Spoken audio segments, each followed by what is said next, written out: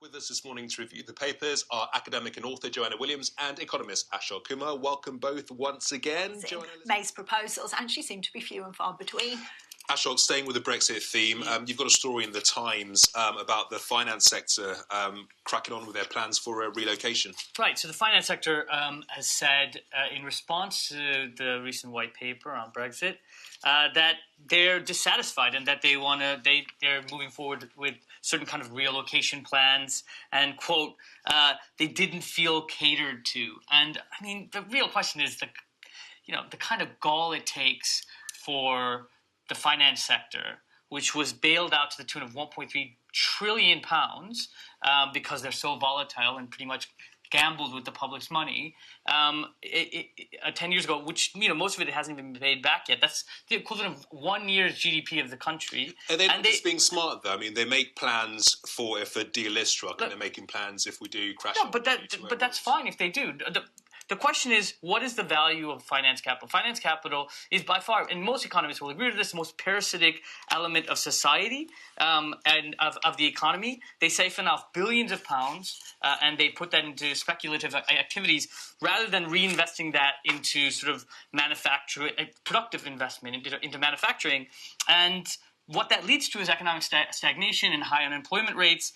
And, frankly, I think that, we shouldn't be really worried about these kinds of empty threats. What the government needs to do is probably introduce some form of capital controls relatively soon and then nationalize the banks so that the banks can actually serve the public, reinvest into manufacturing and the real economy. One point of view, Joanna? Yeah, I think the point is that over the past couple of years, we've heard so much from the voices of business, and what we're not actually hearing.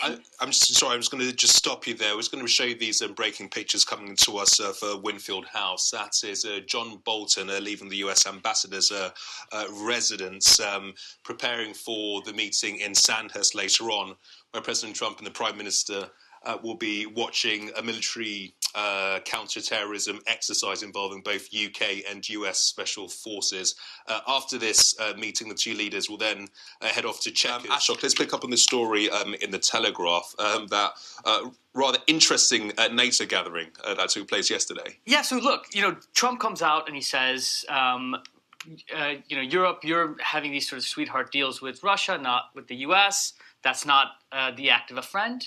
And then he says you're not supporting your military budgets to the levels that you need to say that you're contributing to NATO in the same way. We have to understand where Trump is coming from. I think that in some ways these are kind of sideshows.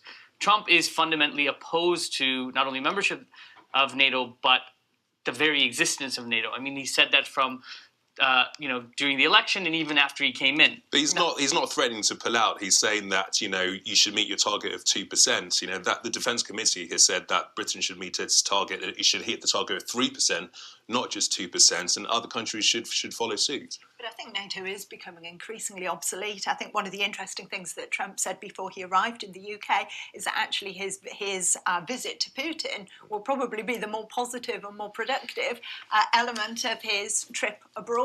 And I think Trump has no problem forging relationships in North Korea, in Russia, and the idea of the United Nations, of NATO. I think Trump is exposing these institutions as being increasingly hollow. Exactly, I have to agree. So look, you look at when it was created by the U.S. essentially to ensure the geopolitical interests of the U.S. against the then Soviet Union. But then now, after the dissolution of the Soviet Union, if you look at the budgets of NATO now, the combined budgets of the NATO countries are 12 times that of Russia. And also you have a growing movement against NATO in terms of Trump, but also Corbyn was for pulling out of NATO. Syriza, the ruling party in Greece, got elected by saying they wanted to pull out of NATO. And lastly, I'll say this. Think about it logically. Imagine you're in school and the biggest, meanest bullies in the school have an agreement that says if any of the nerds and dweebs out there even looks at us funny or even starts a confrontation with any of us, we'll collectively beat them up.